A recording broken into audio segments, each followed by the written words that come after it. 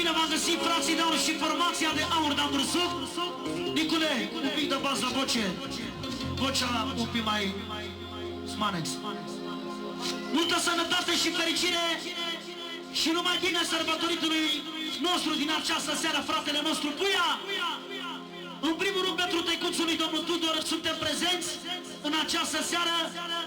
Cadou muzical din partea lui viața noastră, domnul Gigi Corsicanu.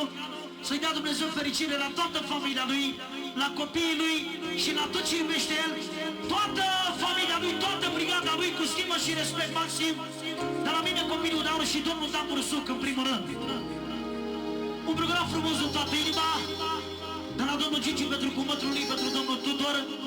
O mare finețe de om cu caracter de milioane. Așa cum mi-a spus mie mai devreme domnul Gigi Corsicanu. Să-i dea Dumnezeu fericire la familia lui, care are un suflet de aur.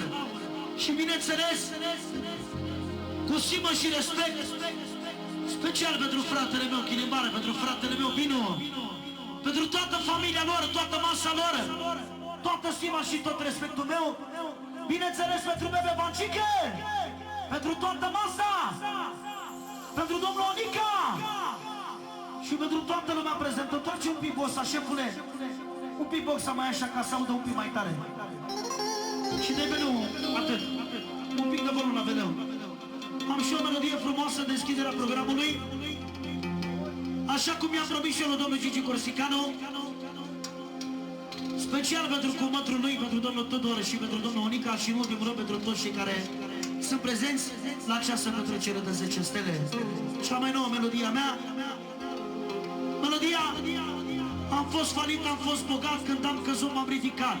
Cu toți în viața noastră trecem și prin rău și prin bine. Copiii, familia ne dă putere ca să mergem înainte, indiferent de situație.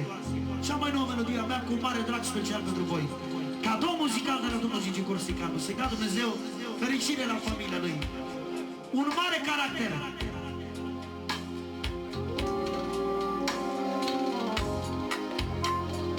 Hai, băieții!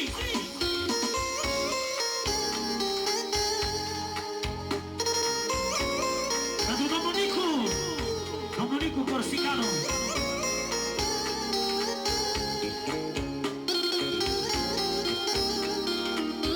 Toată formația!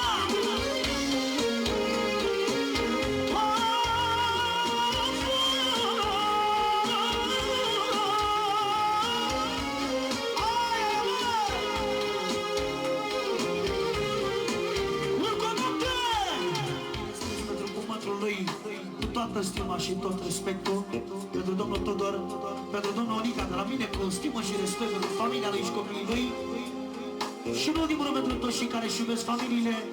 Am și o melodie asta cea mai nouă în deschiderea programului. Pentru familia Hari, cu respect de la copilul, dar o să-i dea Dumnezeu fericire la tot ce înseamnă familia Hari.